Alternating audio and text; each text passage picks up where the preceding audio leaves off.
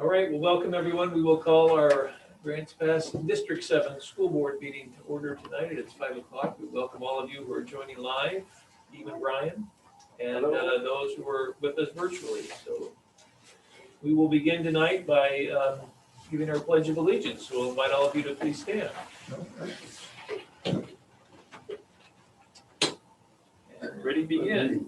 I pledge allegiance to the flag of the United States of America and to the republic for which it stands, one nation, under God, indivisible, with liberty and justice for all. All right, thank you. We'll start with our agenda tonight, communications and presentations. Superintendent Cole, do we have any written communication? We do not have any additional written communications. Okay. And 2.2, if there is anyone joining us virtually that would like to speak, you may place your agenda item in the chat and we will get to it at the appropriate time. So we'd invite you to do that as you will, and Dr. Bloomquist will monitor that and let us know. We'll move on to item 3, consent agenda. We need to approve our board agenda for this evening as well as our board draft minutes for our last meeting. So I will entertain a motion to approve those. So moved. Second. It's been moved and seconded. Do we have any further discussion? Okay, Tanya, would you give us a roll call vote, please? Member De La Grange, Yes. Member Durbin, Yes. Member Brownell, Yes. Board Chair Nelson, Yes? Member Coleman, Aye. Member Wilkins. Yes. Member Richardson. Yes. Thank you, that carries. Moving right along, we're almost done with this meeting. We're gonna do this in record time here tonight. 4.0, our reports, our staff reports. We'll hear about our physics remodel. So, Michelle, would you like to start us off on that?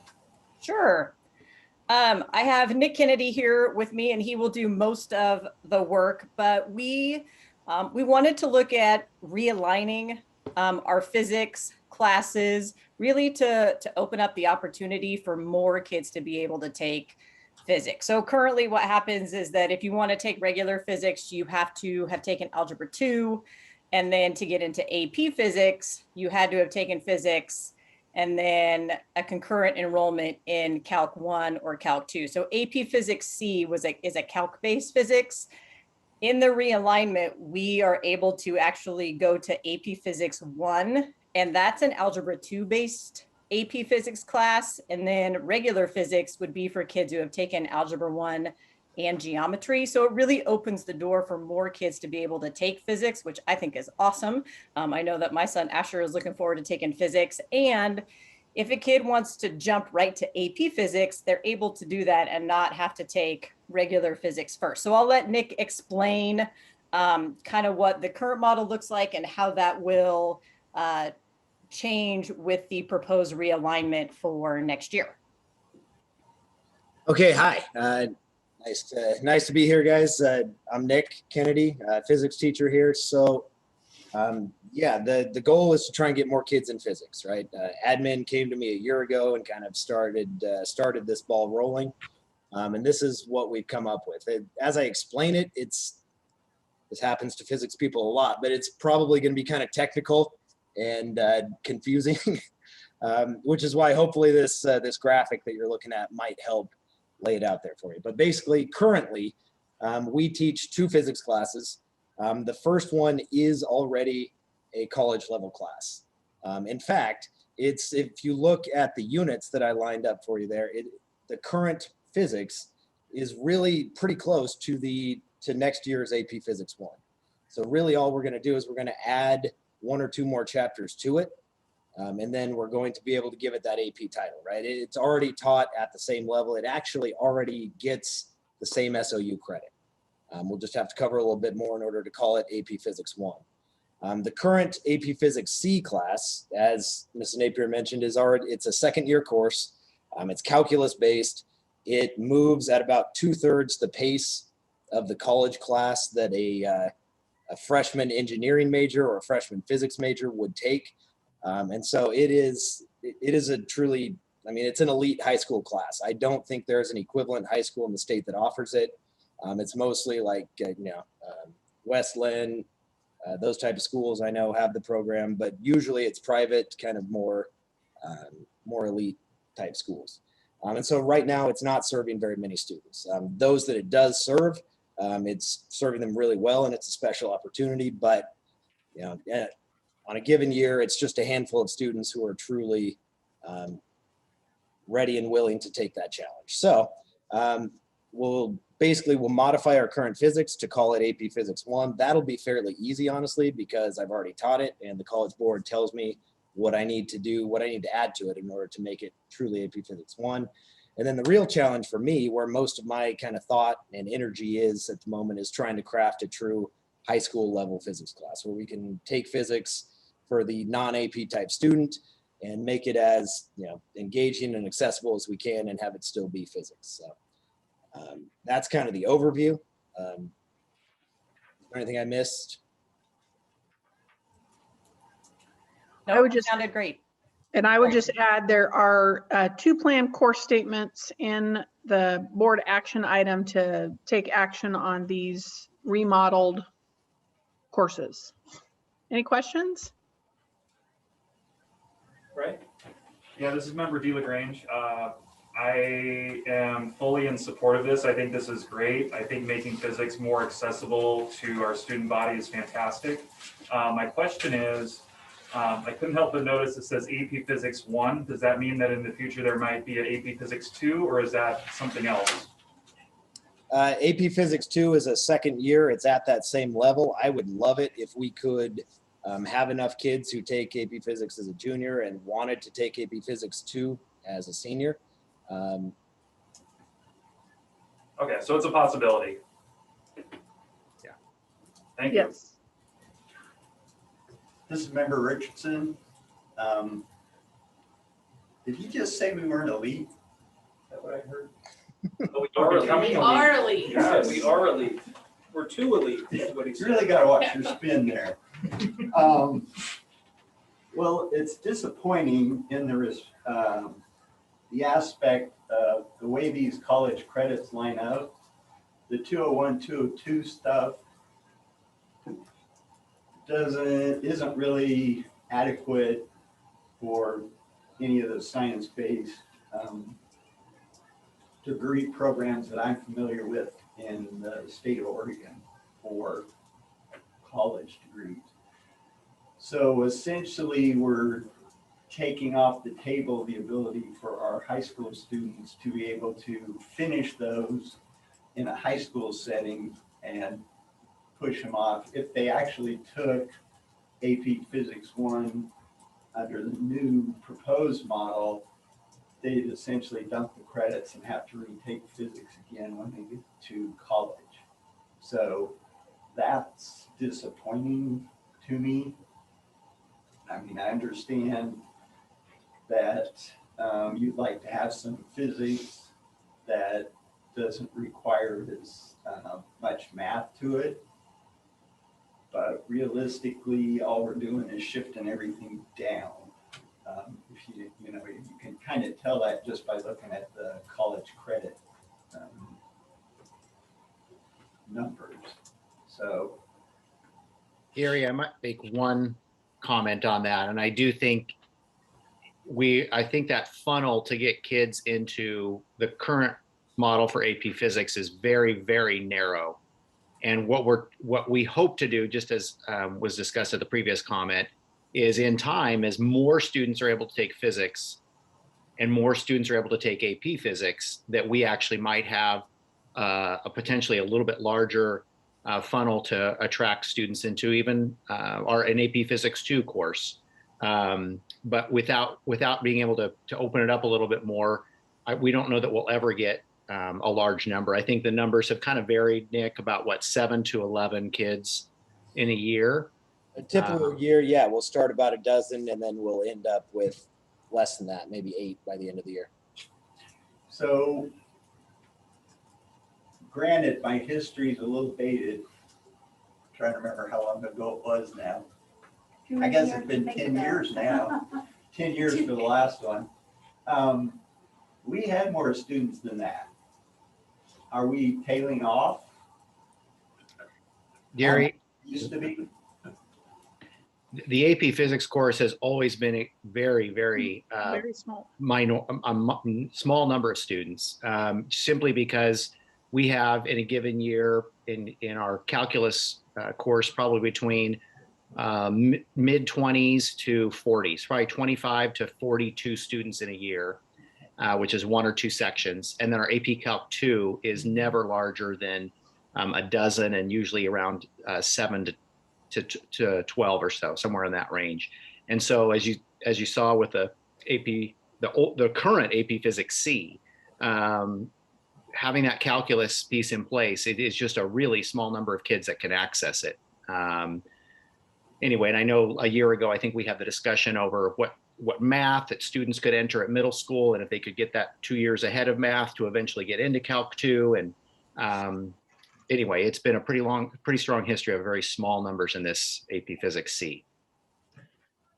And the part that I would add on Physics 201, you're going to get a presentation in April with RCC and us showing you the alignment of pathways to all their certifications. And Physics 201 is going to allow students a number of different access points to certificates and degrees through RCC. So it's not like it's not a useful, it is a very useful science course. And our hope is that more students will take it and access it. So, and just to add one thing, if we could get an AP Physics 2, then that would make an entire year of 200 level physics that would actually be incredibly useful for a lot of different degrees. It wouldn't work for someone who wanted to major in physics or engineering or maybe chemistry or one of the really hard physical sciences. But for a biology major or someone going into, paramedicine or something like that, it would be a full year of college level physics. I don't disagree that it's useful for non-science-based degree programs as a science theory. So, okay, thanks. So, Member Brownell, so I will be interested in seeing how this plays out in students taking the AP Physics test. Do you expect many AP Physics 1 students to take that test? I would expect so. My kind of philosophy on AP classes is we are gearing up for the test the entire year. So I would strongly encourage all my students to take that test, and I'm guessing that that most of them would. Okay. But I would be interested in the results when things get back to some level of being able to check assessment. A decade old. Yeah. But I know that, there's some fascinating things going on with physics that I truly believe the students would be interested in learning about. And like you say, the access to that education has not been very open, so I'm pleased to see this. I agree. I think it's opening up for exploration for all students.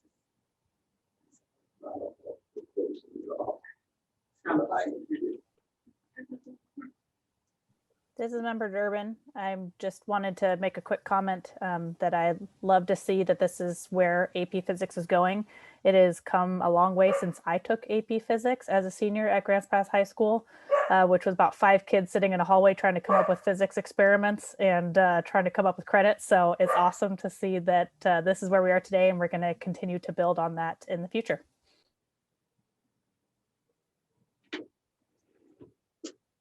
All right, thank you. We appreciate it. Next, we'll go to GPHS hybrid schedule. Principal Thompson. Brian. All right, we are excited, so excited to be able to see kids here very soon and have been making a lot of preparations. So in front of you, you see what schedule will look like. We originally looked at having a hour and 15-minute class period over the course of a 9 a.m. to about 3:15 p.m. day. But as we came to find out, as we looked at other models, if we could get kids more condensed and have hour-long classes and get them home by 12:30 with a grab-and-go lunch, it would really be a lot safer in terms of not having to gather for lunches. So ultimately, we had staff weigh in. We looked at this model you see here, and 94% of our staff said, that's a good idea. So that is what we're doing. One difference that from the elementary and middle school schedule a little bit is our Wednesdays. So you'll see Wednesdays, the little purple print there, period 1, 2, 3, and 4 is in CDL. Our teachers really felt like we have a lot of material to cover, and we do, both elementary and middle school do touch base and instruct students for a short period of time on those days, either in an advisory period or maybe a little bit more reading and writing instruction. So essentially, we're keeping that full Wednesday of instruction where students will be at home. All students will be at home, excuse me. Students will be here either Monday, Thursday, just like they are in the middle school, or in Tuesday, Friday, and then at home those other 3 days.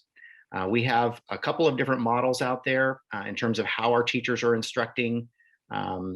Some of them are utilizing the synchronous hybrid that the middle schools are, which is I'm instructing in front of the computer, and I'm instructing the 12 students behind the computer that are here live in person for a period of time.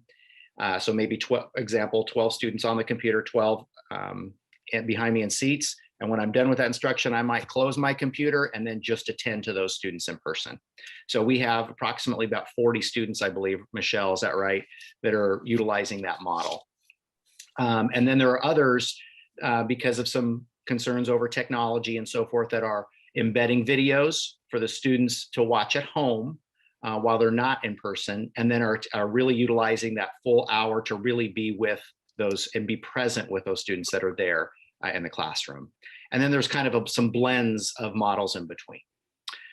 Todd, if you have that other PowerPoint piece, we could go through that.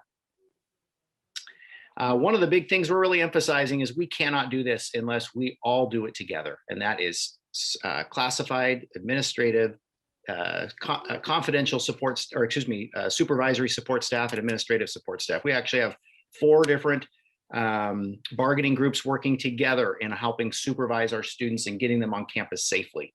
And we just all agreed we've got to do this in a supportive way, in a way that we communicate well. If you see a concern, let us know so we can take care of it. If you have a suggestion of something that might be a better idea in how we execute something, please let us know so we can hear that and consider a better way.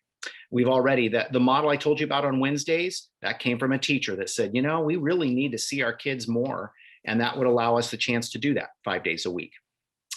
So that's the first slide. I think if we just could skip to slide 3, skip that one too.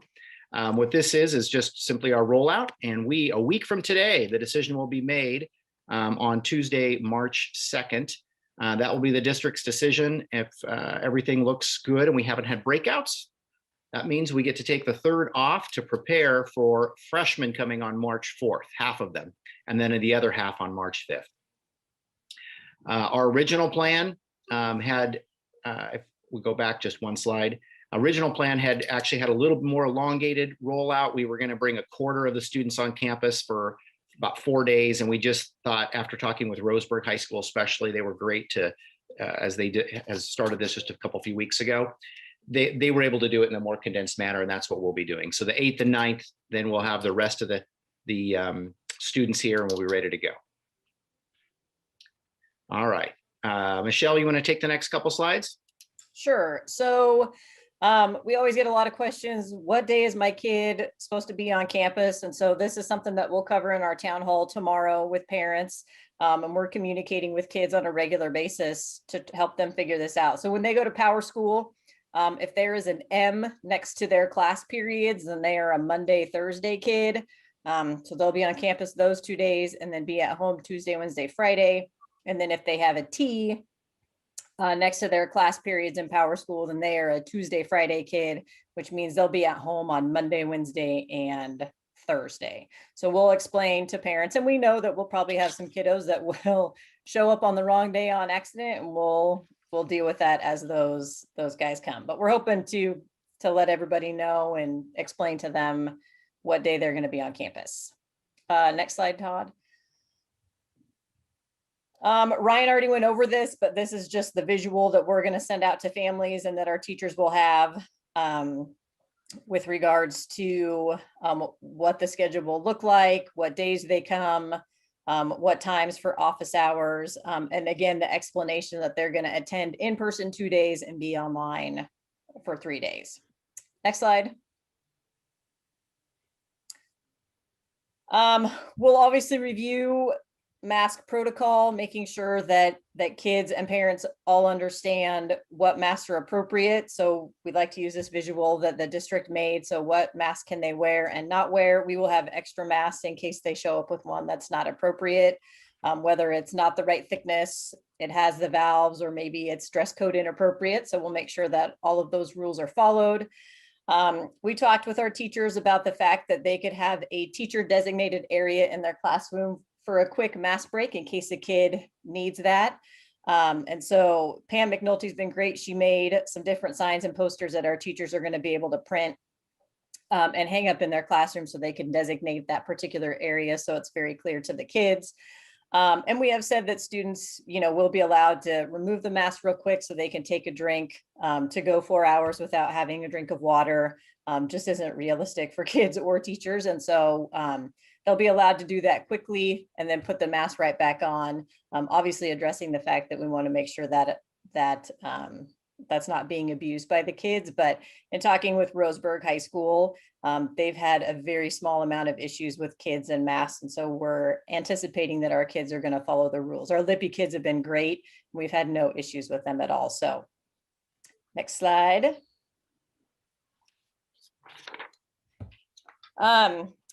We'll remind kids and families that the kids need to bring their Chromebooks every single day that they come to campus. We'll remind them that it should be charged and transported in the blue cases that we provide for them. We know that kids are going to show up without their Chromebook. Oh, I left it at home, or oh, I showed up, but it's not charged, so it's dead. So we'll have a couple extra Chromebooks and chargers in every classroom in the event that a kid needs to borrow one because theirs is not charging. And then we'll also have some power strips so kids could plug in if they remember to bring their charger with them, which will be helpful. Check-in stations. We have 5 on campus, and you see the locations there: Gymnasium, Commons, Performing Arts Center, where a lot of music students will enter in the rear portion of the Performing Arts. We also have the in between the metals and science classrooms. We'll have some tents out there with a heater and computer. And then the east portion of our core building. We have 40 staff that are dedicated to these, the supervision and check-in process. 25 of them will be at the check-in stations, at 5 at each station. We have more staff that will be assigned to the Commons, as most of our busing students will check in there. And then we have 15 additional staff that will be supervising all the hallways and common areas to ensure that students are not congregating. We're encouraging our bus and parent drop-off and walkers to come at 7:30 or after. In a perfect world, we'd probably have transportation drop our students off at 7:30, but we don't live in that world. We live in a realistic world, and in order for the transportation to get our elementary kids to school on time, they're going to need to drop some kids as early as 7:10 or 7:15. But we can work with that, and we'll do so. Teachers will supervise their classrooms beginning at 7:30. That's a pretty normal day for an elementary teacher, but they have about 15 to 20 minutes of supervision in their room before students actually start school. Obviously our classroom teachers at the high school are not used to that, but we're kind of excited for that. We think that's going to be a quiet time because kids are usually still kind of waking up. They might be eating breakfast, as that's a future slide we're going to talk about in a moment.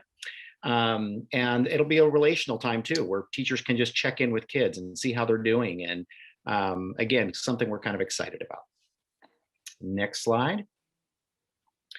On the student arrival and check-in, and then Cassie, just a note, this is the sneak preview to our parent town hall we're having tomorrow. So you can be the know-it-all parent that raises your hand and say, I know the answer to that question all night long tomorrow if you want. So we'll give you that opportunity if you'd like it. But anyway, so our student arrival and check-in, this is just more of the specifics of it. They'll be scanning badges, taking temperatures, do a visual check of students. And if there was a student that had any symptoms or had a temperature, then they would go to an isolation room that we a school staff member would escort them to, and we call home, just like they do at elementary and middle school. All right. As mentioned, our meals, the breakfast will be grab and go, and so they'll take that into their classroom to eat. And then lunches, they'll be taking that on their way home. So they will not be eating on campus, but we'll take that home with them. And we have 5 locations; those will be passed out.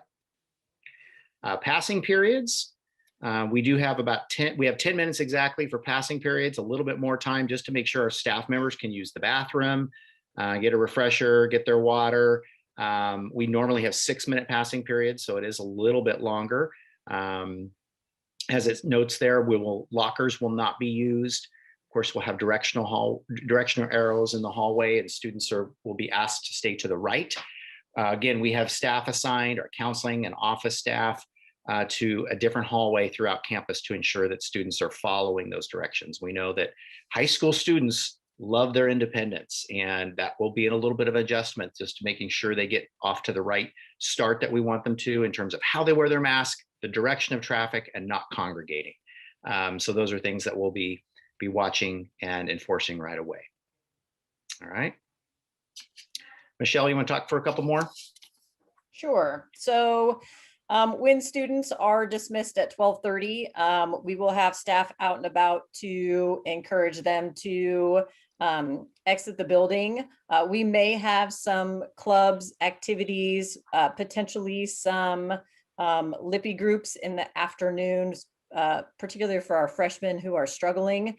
And in those particular instances, those staff members will supervise those kids. So things like National Honor Society, Key Club may need to meet, and they will be able to do that after school is out, but it will be organized and the kids will go straight to that teacher's classroom. No congregating, otherwise kids will need to exit campus. For our athletes, and we know this is going to be hard, but students will have to go home and then return to school for practice. Most of our practices aren't starting until the earliest is 4. And so they can't hang around for 4 hours. So they will need to go home and then come back for practice. Next slide. At the town hall, we'll just do a quick reminder of what our cell phone policy is. And this is just so that parents are aware. Between the hours of 8 and 12:30, when kids are on campus, the cell phones are only used in designated areas, which is outside. And then if they happen to be in the commons, which on a normal school day they would be, but not while we're in distance or hybrid learning. When kids come to school and they're waiting in their teachers' classrooms, we've always let the kids use their cell phones prior to school starting. So it'll be a little bit weird for our returning students to use the cell phone within the teacher's classroom, but we're going to let them do that before school starts, as we would normally. They just won't be out in the hallways. They'll be in a room. We do ask that students don't have their cell phones out during passing periods, that they're heads up and they're moving in the right direction. So we're just going to remind parents of that, and we'll remind kids when they come back to campus, and we always remind them that, you know, the policy is there to help them stay focused and stay engaged in school. Next slide.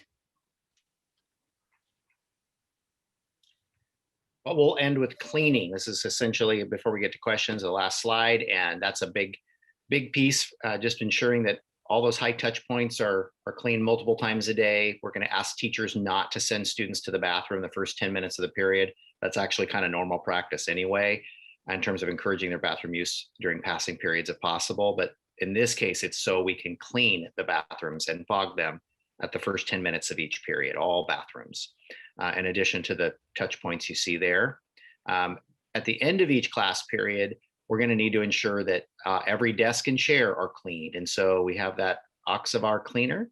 And just as our elementary and middle schools have done, or especially middle school with passing periods, that will be sprayed and has to stay on the substance for 1 minute, or on the desk or chair for 1 minute. And of course, we have hand sanitizers in every classroom.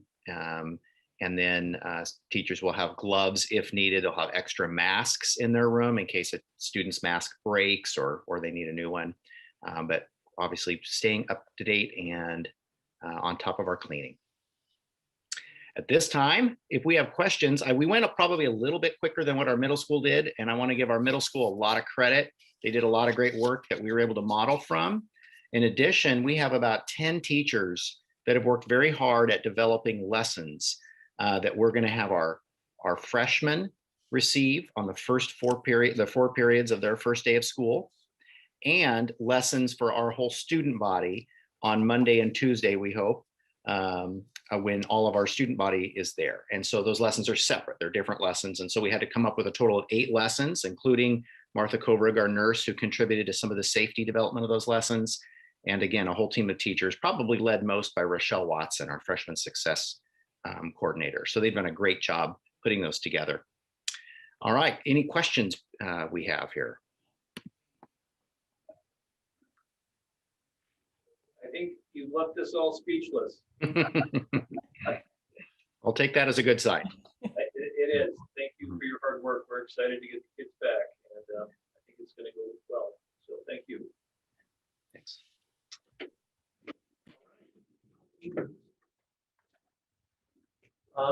We'll head on to 4.2, board reports and special concerns. We'll have a report on our property committee update first before we take any other concerns or special reports. So I think, Casey, are you doing that, or who from our subcommittee is reporting tonight? I'll do it as long as my voice isn't too abrasive over the online Zoom. It's beautiful. Nice try, Casey. Rats. Okay, I do have a list for everybody. Okay, so we had a great property committee meeting today. Some high-level updates for the board that we wanted to pass along. The lighting upgrades is essentially done. Great timing to be able to take advantage of the incentives there, as the incentives we took advantage of are no longer going to be available. So I guess good job us for saying yes to the project. And the HVAC is going well, should be done in time for the start of the school year in the fall, which is great news heading into another cold and flu season.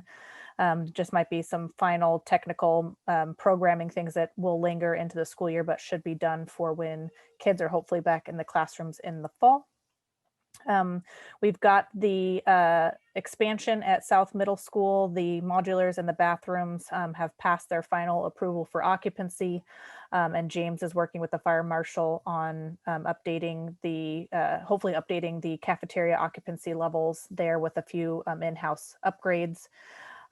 We've got the North Middle School seismic project is pretty much wrapped up, and they're well on their way to closing in on the expansion of the additional classrooms, hopefully done by the spring.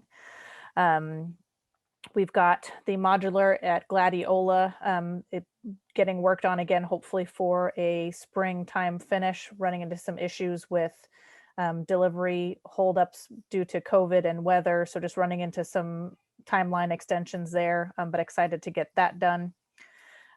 We are working with Valerian Homes, who is going to actually be doing some work on our east property line at Gladiola. We're able to repurpose the dirt from the work on the Gladiola modular.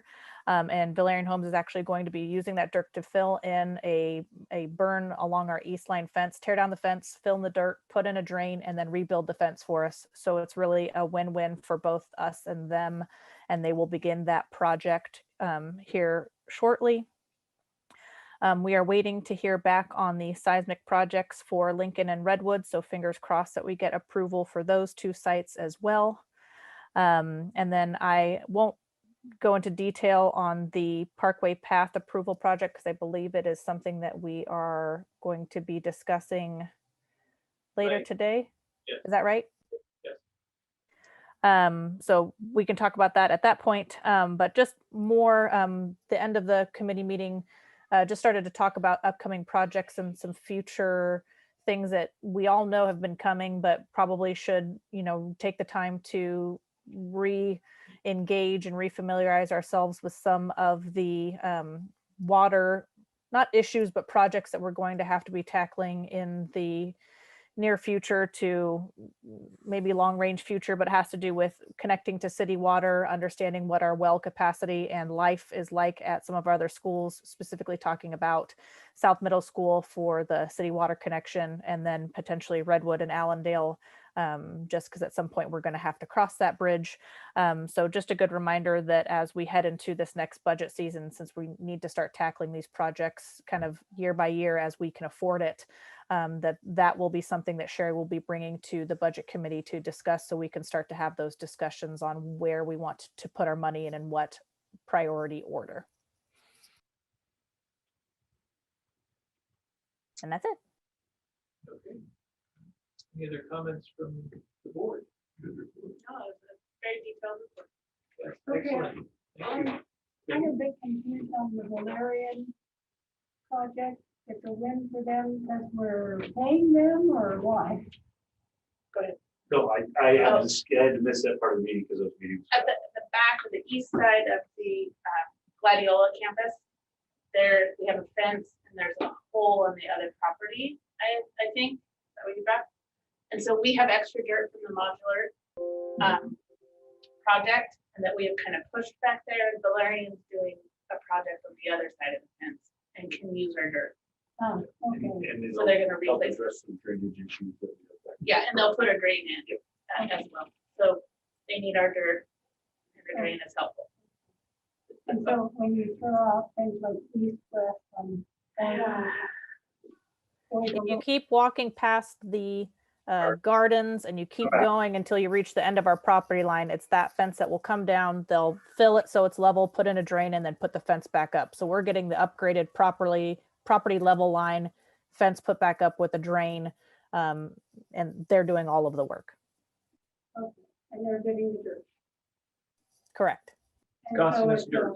So we don't have to do away with the dirt as well. So they're actually taking our dirt, so we don't have to figure out where to put it. so it's kind of a barter situation. It's a good neighbor Pretty much. situation, yes. Okay. All right, thank you.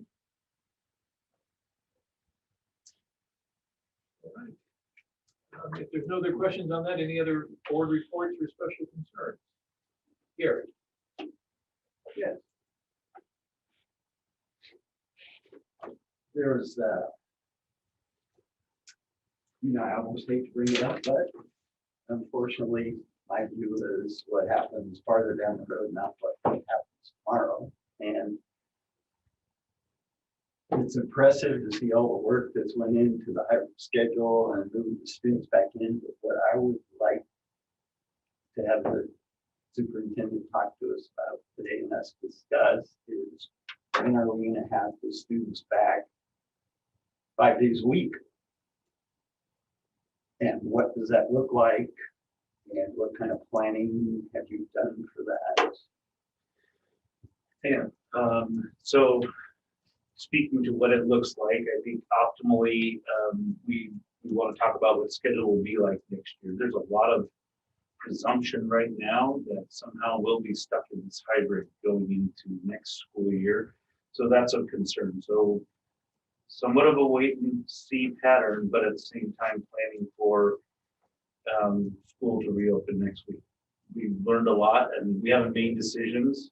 We've learned a lot about this condensing the schedule, taking semester courses and shrinking them into 1 quarter long and taking fewer courses at a time.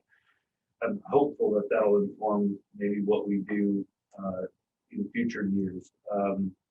And so we don't know the answer to that question yet. And just getting the doors open for hybrid has been the priority. And so not a lot of time has been invested in that conversation at this point. Is there a path to doing that as far as the metrics go? Like if we get to a certain point, is there even a possibility for that to be allowed? Or is that not even on the table? So as of right now, unless the RSSL changes, even when we get into the green zone, we still have to have 6 feet and 35 square feet per kid. That's according to the guidance in RSSL right now. And until that's lifted or changed, we were kind of stuck in that. Yeah, so those are 2 non-negotiables, even though the metrics are advisory, that piece is not advisory. Does that help clarify? So what I hear you saying is because of non-negotiable metrics, we are not going to have an in-person school for the foreseeable future, including next year, because we don't have enough square footage to bring the students back. That would be correct. Sure. Unless they change the 6 feet, 35 square foot requirements, unless barring some update from the state regarding those metrics with our current square footage, we could not return full time. So what square footage do we have for our students? Well, that varies classroom to classroom. Right now, it's about 12 to 18 students, depending on the classroom. Grants Pass High School classrooms are some of the smaller classrooms in the school district.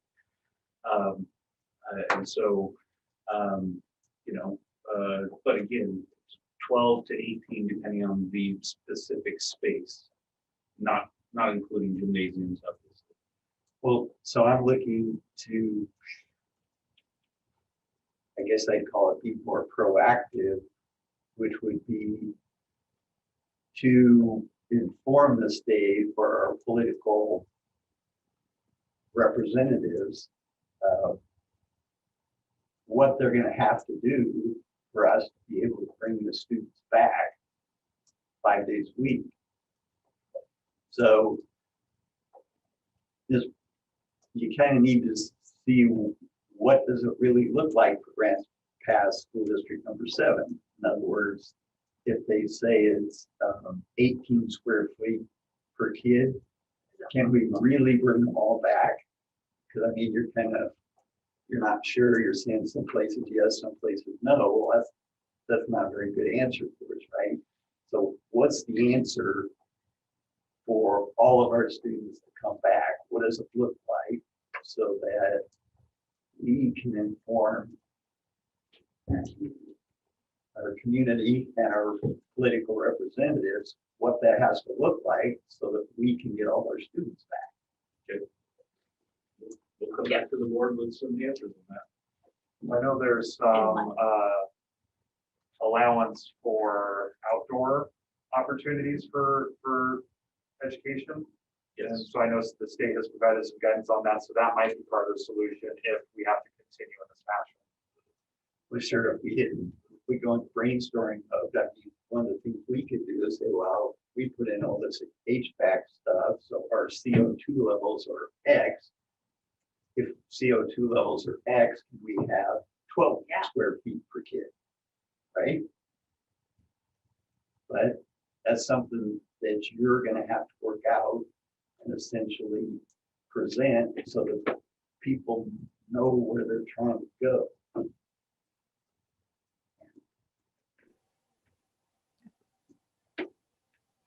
Just put that on the list. We're on it. Kids We're back. on it.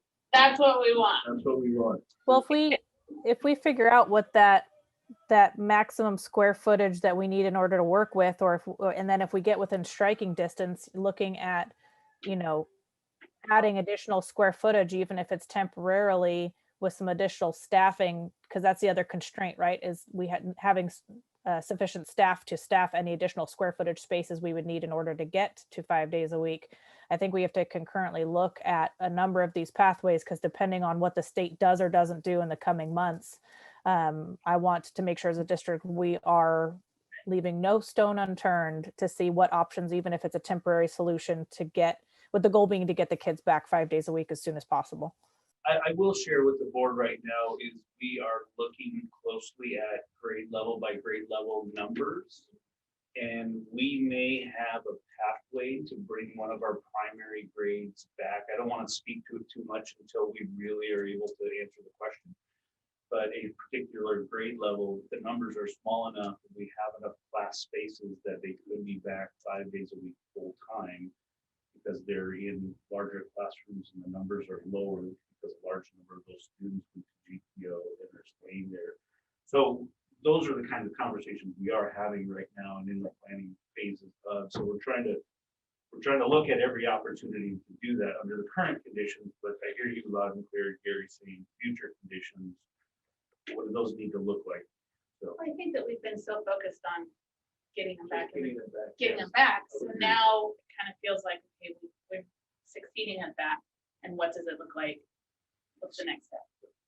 Yeah, don't take the foot off the gas pedal. Let's keep going. I feel like we're in that scene in Apollo 13 where they're like, okay, we've got a square box, a hose, some duct tape. How do we get the astronauts back to Earth? And we just got to figure out a way to put it all back together. They just need a new HVAC system, which we have, Which so we're I good. think that we can also utilize, yes, but there's that utilization that we can use. And Or do- one of the things that slowed our hybrid model coming back was our negotiations with our bargaining groups. So certainly that needs to be part of what you're doing so that we're not essentially hamstrung when the time comes that we could do it, but we can't because we haven't properly prepped in our negotiation phase.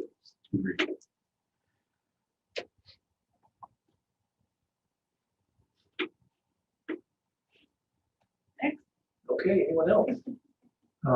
Yeah, I'd like to share something that being the oldest guy around here, we have 2 or 3 or 4 outstanding Grants Pass High School graduates years ago. One was chairman of the Joint Chiefs of Staff, military, can't remember his name, McPeak. And he's been here and spoken in Grants Pass since. And we have 2 that just recently spoke this summer or this spring. And they're outstanding individuals, and that they went through, born and raised, I guess, in Grand Spanish, went through all the school system, and were like everybody else who graduated until they went out to seek their fortune. One of them's name is Bruce Allen, and Bruce Allen got involved in the negotiations face to face when Gorbachev was giving up his hold on leading Russia.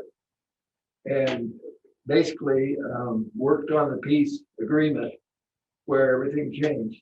You remember the wall and everything changed. And I believe he was integral part of that. He still does negotiations. He's been in everywhere, including Libya, any hot spot, he still goes to. Now he's come out of some of the universities on the East Coast, Cambridge and so forth. He's got Oxford, Cambridge. Well, he's making a mark in the world right now. He's in Hawaii. I don't know why he's in Hawaii. I guess his family was flying the other way. But what Bruce Allen has done has been a great credit. It's definitely an attaboy that he was recognized when he was on a remote broadcast for a Rotary Club this spring. And he does live in Hawaii right now. Now, the other gentleman, Jim Basker, from the noted Basker family at Grants Pass. And Jim Basker made a whole new world for himself out of American history on the East Coast. And he's got his own institute and everything. And he does seminars here, Grants Pass High School, in person too, I think, before remote. But the point is, he's still going strong. This was years within the past 10, 15 years that since we've heard them come back and talk remotely this time. And the thing that it really excites me about it is that we're kind of concerned right now because of the pandemic. We know Grants Pass High School has always produced winners in one avenue or another, one way or another, and not just athletics. And so we see the pandemic and the recovery that's required and everything. And it's all a very positive. This meeting has been very positive to hear these reports that we got from staff today. And then for me to having heard these alums, and they've got Grants Pass High School right in their heart, and they tell the world about it. And so I just thought it'd be nice to remember that when I am concerned about who's going to be able to graduate this year and go out in the world and fill their shoes doing something, they will. They'll go out there. They'll find a way. They will go out there, and they've done it in the past. They'll do it in the future. And I think it's a time once in a while just to stop and reflect on some of the graduates that have come out of Grants Pass High School. And that's what I wanted to share. Their parents, you know, raised them here, so they're hometown people. So anyway, that's what I wanted to share. Well, they had calculus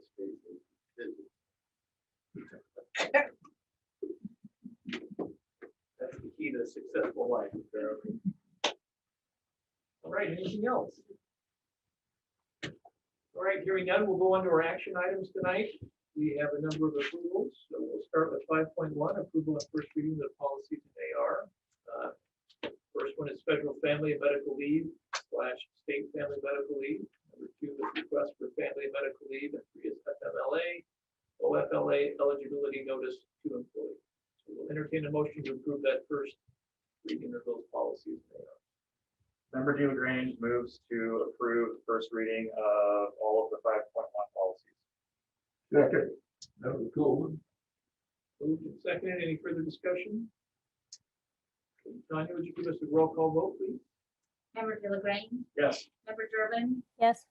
Member Brownell, Yes, Board Chair Nelson. Yes. Member Coolman, Yes. Member Wilkins, yes, Member Richardson.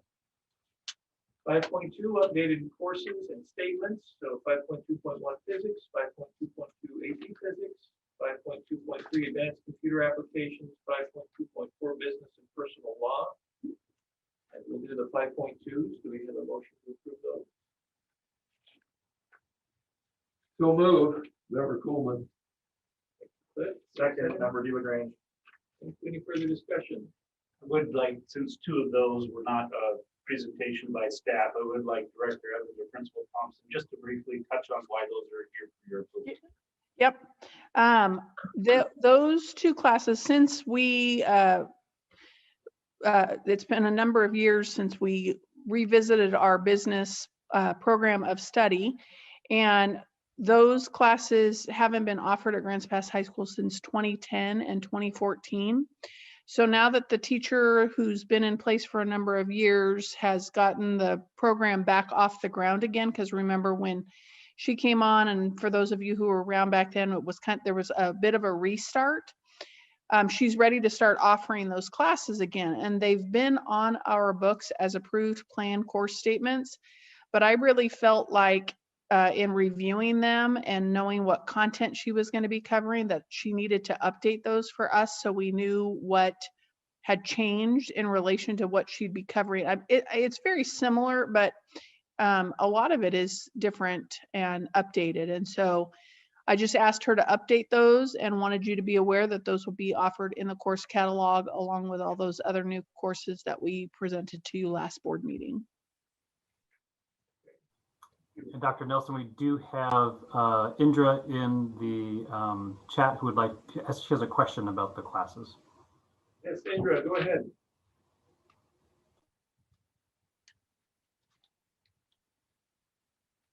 If you're going ahead, you're on mute.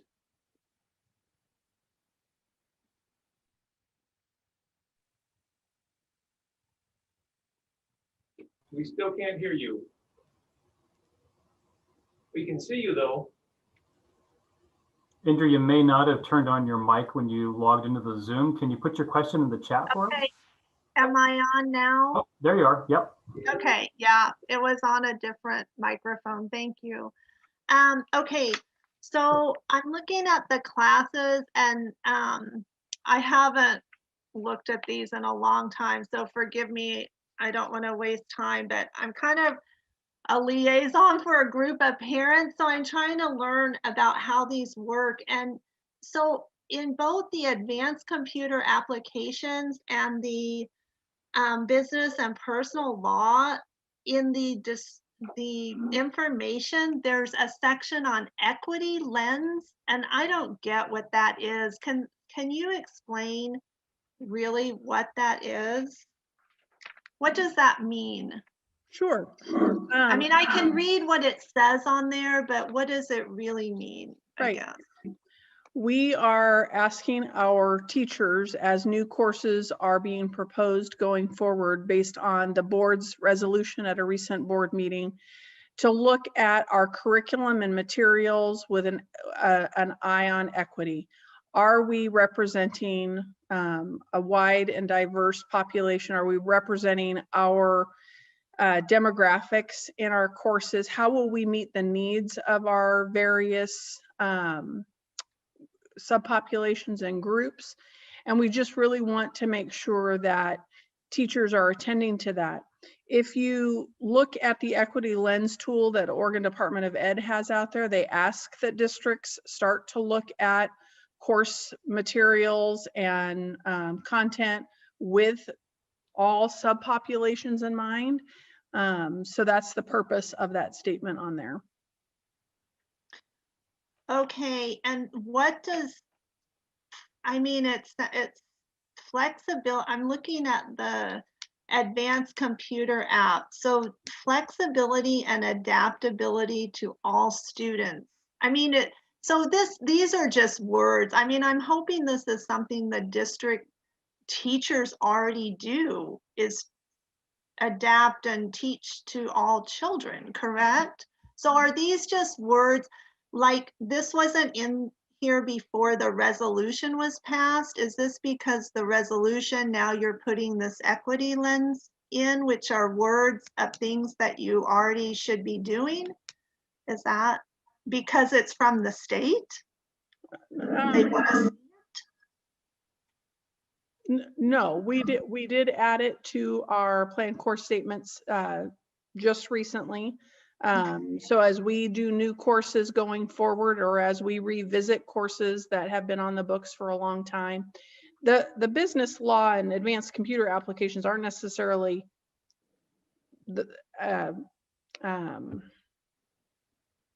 they will attend to. I mean, when we talk about adopting curriculum materials and looking at presenting points of view from various populations, that's where I think that statement will become really applicable. And yes, it is stuff that we have always wanted our teachers to just do, but I can't remember which board member spoke to it best last time when we were talking about the board resolution. It means something more having it in writing. It's not just, well, we hope they're going to do it because we hope everybody does it. We're trying to attend to it more deliberately. I just hope, I'm just gonna say what I really worry about is making a large, I mean, we can see where the curriculum is coming and going. I mean, what's going into the schools, and I worry about a large portion of our student body feeling uncomfortable. And so where does this material, and especially in the criminal law and justice, I would really like to see what the materials are. It only says internet, writing tools, paper. Where's the coursework coming from?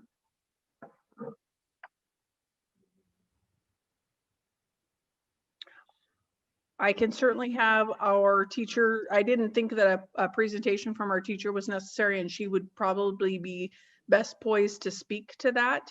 Okay. So I can have that be part of a future board agenda. That would be terrific. Thank you very much for your time. I appreciate it. Okay, thank you, Indra. Okay, thanks. We have a motion and a second, I believe. Any further discussion from the board? All right, Tanya, can we have a roll call vote, please? Member DeLagrange? Yes. Member Durbin? Yes.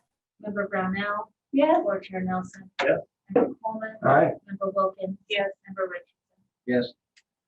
Okay, 5.3 and 5.4, approval of resolution of 2021 classified employee appreciation and approval of 2021-2022 budget calendar. We have a motion to approve those. So moved. You have a second? Are you still looking for a motion? You're looking for a second. I'll second it. Thank you. Any further discussion after it's been moved and seconded? We'll take a roll call vote, please, Tanya. Member De La Grange. Yes. Member Durbin. Yes. Member Brownell. Yes. Board Chair Nelson. Yes. Member Coleman. Aye. Member Wilkins. Yes. Member Richardson. Thinking about it. Don't we usually read this into the record? Yeah, we'll have it read into the record after its approval. Yes. That was my one. You took me off. Okay, last one, or did you want to read it into the? Yeah, we're going to read the resolution into the record.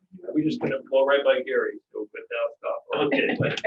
All right, resolution number 2021-09,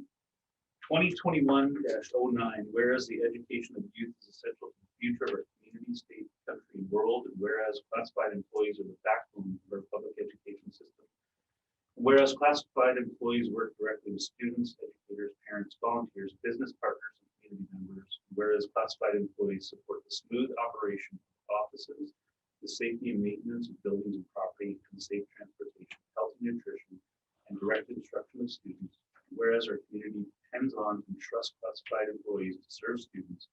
Whereas classified employees with their diverse talents and true dedication nurture students throughout their school years. Now, therefore, be it resolved that the Grants Pass School District Number 7 Board of Directors proclaims March 1st through 5th, 2021 to be Classified Employee Appreciation Week. And be it further resolved that the Grants Pass School District Number 7 Board of Directors strongly encourages all members of our community to join in this observance, recognizing the dedication and hard work of these individuals. Thank you. Okay. Last but not least for our approval tonight is our Parkside Pathway project. And I guess before we ask for a motion, we want to talk a little bit about that. We skipped over that. Sherry, are you or James presenting on that one? Either I can present or Casey can present. It doesn't matter. I can present part of it. I might just need help describing what we're actually connecting, what the pathway is connecting. In our property committee meeting today, James gave us a little bit more detail, but basically staying in the vein of the prior projects that James has facilitated with the city would like to do a pathway project connecting Parkside to, was it Reinhardt, the volunteer park? I still call it the All Sports Park. I'm never going to get the new name down. But basically do a, not a cost split. Sherry, I don't have the numbers right in front of me. Do you have what that would be? Yes, it would be a shared project with the city, and the city would put in about 25,000 and we would be responsible for about 12,000. And this is very similar to the projects that we've done before. If you recall, we've done the same type of project at North Middle School, at Lincoln, at Redwood, a little bit of work out at Allendale. And so just another example of the partnerships that we have with the city. And does this include new trails in the park, or paving over old trails, or what exactly are we talking about? Debbie, it's actually creating a pathway between Parkside Elementary and the All Sports Park so that there is access from the school to the park. Occasionally in the summer, the city does use the parking lot there at Parkside when they do the fireworks and different activities, different community activities.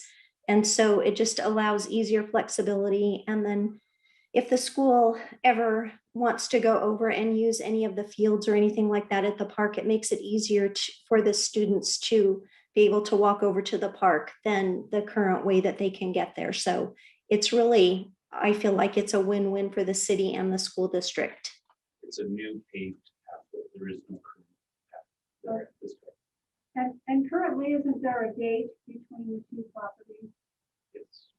Yes, there is. And so then there will be access to that gate from both sides, or? I don't believe do we currently lock that gate on a daily basis, Sherry?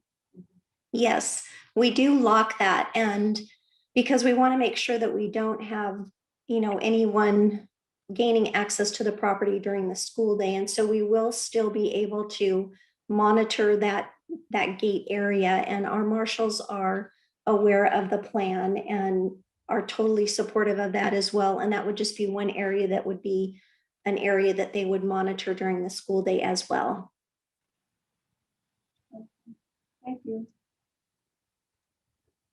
We're going to have other projects with the city over time, pathways and so forth. Both Brian and myself are involved in that with the city, and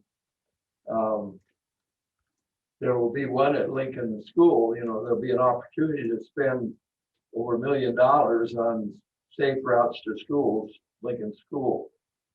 So that doesn't just mean a new sidewalk up Churchill, which probably nobody would use anyway, but instead of spending all the money for sidewalks or curbs or gutters or whatever, it would be very nice if we could do some upgrading on some of the pathways.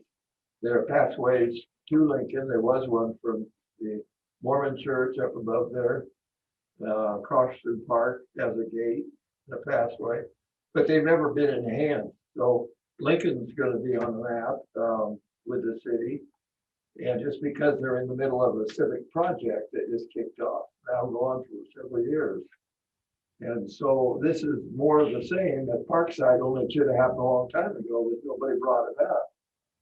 But I bicycle and walk in that area, and it is protected as far as the school is concerned. And there's a clear line of demarcation. But what the city did, they put in between Parkside and the All Sports Park, they put in a path on the city land. Very nice, asphalt paved. I mean, one of the nicest paths in Grants Pass. But it took them years to do it. But now that they've done it, I think anything we can do where our schools meet the other property of the city, and it's used by public different times, 4th of July or whatever, it just breeds a good relationship. And we're a good citizen and a good steward doing our part from the school district to, encourage that. And I'm sure the city, with Brian over there in the council, can make sure that the city will continue to be concerned about how we can cooperate in building a better Grants Pass as far as pathways. So the Parkside is an exciting project. And as I say, there will be more opportunities. We're already in a relationship with Riverside School, and what is the name of the park there now, Eckstein or something? That's already, that's been going on for years, and the community takes it for granted. They don't know who owns the land. They don't care. They just want to be able to use it, and they do. They get that privilege. So I just think we need to take advantage of our opportunities in a prudent way. So is it the recommendation of the property committee that we pass this? Yeah, Casey, do you want to answer that? Or Brian? Oh, I'm sorry. I was I on will the defer, pathways I'll committee defer with to the the city. chair. I got it. There's no chair. What you talking about? I think the answer is Yes. yes. Okay. Yes. And so then, is it the recommendation of the superintendent that we pass? It is the recommendation of the superintendent. But Brian, I think you'll have to recuse yourself because being on the council and being on the school board and commingling of dollars that are involved. So sure, just for clarification. Thank you. Yeah. All right, well, hearing no other discussion, we will entertain a motion to approve the Parkside pathway project. So moved. Thank you. Do we have a second? Second. Thank you. I think we have a roll call vote, please. Member De La Grange, Abstain. member Jordan, Yes. member Brownell, Yes, Board Chair Nelson, Yes? member Coleman, Yes, member Wilkins, yes, member Richardson. Yes. All right, thank you. That carries. All right, we'll go to item 6, our future meeting dates and suggested agenda items. March 9th will be our next meeting. At that point in time, we will have a summary statement on the evaluation of our superintendent. And then our next board meeting will be determined as that is really spring break. And so we don't have much business. We won't need to meet. At this time, I would project that that meeting would not be necessary. Hearing no crying. Make vacation plan. I'll be gone on that Tuesday. All the more reason then to not have that meeting. But, here. Then our budget committee will be March 18th. We will adjourn this session and we will open up an executive session here in just a few minutes. So thank you everyone for joining us virtually, and for those who are invited back to our executive session, please log on. We are adjourned. Great.